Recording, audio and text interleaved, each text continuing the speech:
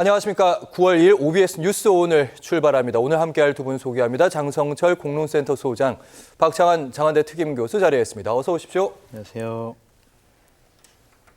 어제 오후 국회에서 한동훈, 이재명 여야 첫 대표 회담이 열렸습니다. 여야 대표의 만남 11년 만이라고 공식적으로 표현을 하는데요.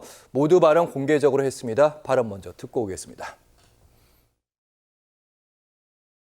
이 대표님께서는 과거 국회의원에 대한 국민 소환제를 도입해야 한다는 대선 공약까지 내놓으실 정도로 특권 내려놓기에 과감하셨던 입장이셨습니다. 불체포 특권, 재판 기간 중 세비 반납 등 이미 국민 여론이 충분히 공감하고 논의된 특권 내려놓기 개혁을 이번에는 반드시 실천해보자는 말씀을 드립니다. 이 정치라고 하는 게 죽고 죽이는 전쟁은 아닙니다. 상대도 일정 정도를 얻고 나는 그보다 좀 더 얻겠다. 또 다른 것을 얻겠다. 이렇게 하는 게 정치죠. 그런데 최근에 이 전 정권에 대한 정치 보복이라고 볼 수 있는 그런 과도한 조치가 좀 많아지는 것 같습니다. 이런 것들이 결코 실정이나 또는 정치의 실패를 덮지는 못한다라는 말씀 드립니다. 모두 발언에서 한동훈 대표는 13분, 이재명 대표는 18분 동안 발언을 했습니다. 서로 각자에게 하고 싶었던 얘기, 그리고 각자에게 아픈 얘기도 좀 주고받았거든요. 장성철 소장님 어떻게 보셨는지요? 그렇죠. 뭐 국회나 정치와 관련된 원론적인 얘기도 하시고 또한 정치 보복, 정치 실패 이런 것도 얘기를 하면서 좀 상대를 공격하면서도 자기 반성하는 의미도 전 있다고 보여지거든요. 근데 기본적으로 저는 저 여야 당대표 회담이 상당히 무의미했다 이런 식으로 보여집니다. 그러니까 모두 발언도 그렇고 회담한 다음에 브리핑 내용들 보고 또 오늘 아침에 각 당에 있는 대변인들이나 뭐 거기에 관련된 분들이 나와서 하는 얘기가 에이 저랬어요 이랬어요 그거 사실이 아니에요 이게 사실이에요 이러면서 자기들 주장을 항변하는 모습을 보였거든요. 그리고 어제 모두 발언의 전반적으로 흐르는 기준은 뭐냐면 당신 왜 이런 거 안 했어? 왜 옛날 약속 안 지켰어?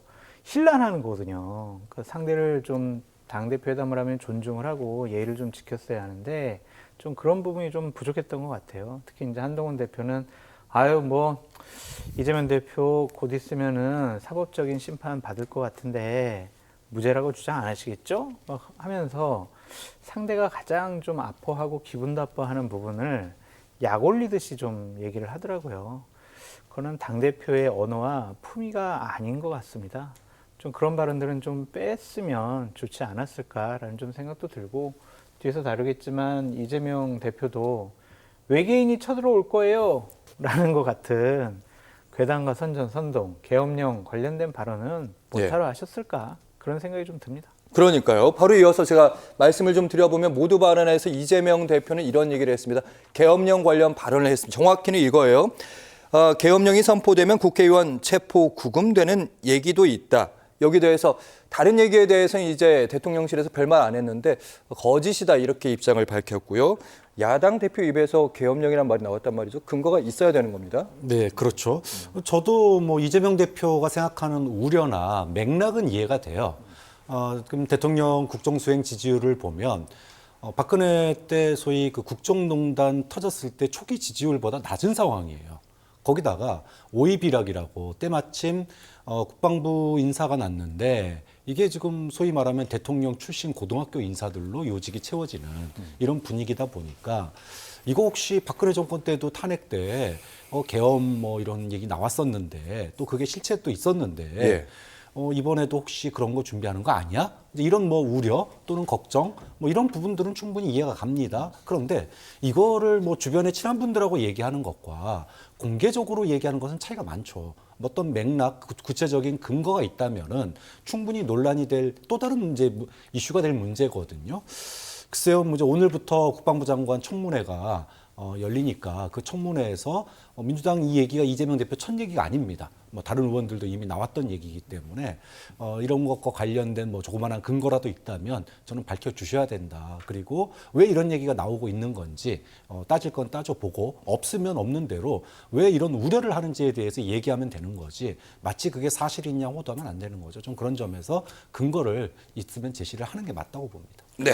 계엄령 준비에 대한 근거가 어디 있겠어요. 그러니까 민주당이 이재명 대표가 아유 윤석열 대통령 독재자예요. 독재 정권이에요. 그러한 이미지를 주기 위해서 저런 단어를 꺼낸 거다라고 보여지는데 그 자리에 배석했던 조승래 의원은 네. 예, 제보가 오고 있다. 그러니까 그 이건 제보를 김민석 의원도 밝혀야죠. 같은 얘기하는 그러니까 겁니다. 제보를 밝혀야죠. 그러면 밝혀야 된다. 네. 북한이 쳐들어올 것 같아요. 국민 여러분, 북한이 쳐들어옵니다. 외계인이 쳐들어올 것 같아요. 이렇게 주장하는 거는 책임 있는 정치인이 할 일은 아니라고 저는 생각이 들거든요. 이거야말로 괴담이고 선전선동이다. 참 저건 상대를 악마화하는 특유의 나쁜 선전선동이다. 저는 이렇게 좀 말씀을 드리고 싶고 한동훈 대표도 조금 저 부분에 있어서는 좀 한심했어요. 왜냐하면 이재명 대표가 저런 얘기를 꺼냈을 때 첫 번째 계엄 관련된 얘기를 했을 때 한동훈 후보가 좀 안경을 만지작거렸고요. 뭐 독재 정권 그리고 뭐 여러 가지 좀 안 좋은 얘기를 했을 때는 이렇게 살짝 이렇게 45도 기울이면서 비웃는 그런 모습을 보였거든요. 그거보다는 잠깐 대표님 이거는 좀 대표님 모두 발언이라고 하더라도 이건 너무한 것 같습니다. 이건 잘못된 것 같습니다. 그 발언은 지금 우리 당대표 회담에 불필요한 논란을 불러일으킬 수 있습니다. 대표님, 저 대표님 존중하지만 이 발언만큼은 지금 취소해 주십시오. 이거 이렇게 하시면 저 당대표회담 못합니다. 이렇게 강하게 나갔으면은 오히려 좀 대통령실과 국민의힘을 지지하는 분들의 좀 지지를 좀 더 받고 좀 여러 가지 마음을 풀 수 있는 계기가 됐을 텐데 그때는 이렇게 그냥 가만히 듣고만 있었단 말이에요. 그건 정치적으로 좀 미숙한 거 아니냐 좀 그런 생각이 들고 하루 정도 생각을 해보니까 대통령실에서도 강하게 반발하니까 이제서야 오늘 아침에 최고위원 회의 때 국기문란 사건입니다라고 뒤늦게 이제 얘기한 거잖아요. 국기문란이라니까 헌법 질서를 어그러뜨렸다는 얘기예요. 되게 무서운 얘기예요, 사실은. 그럼요. 예.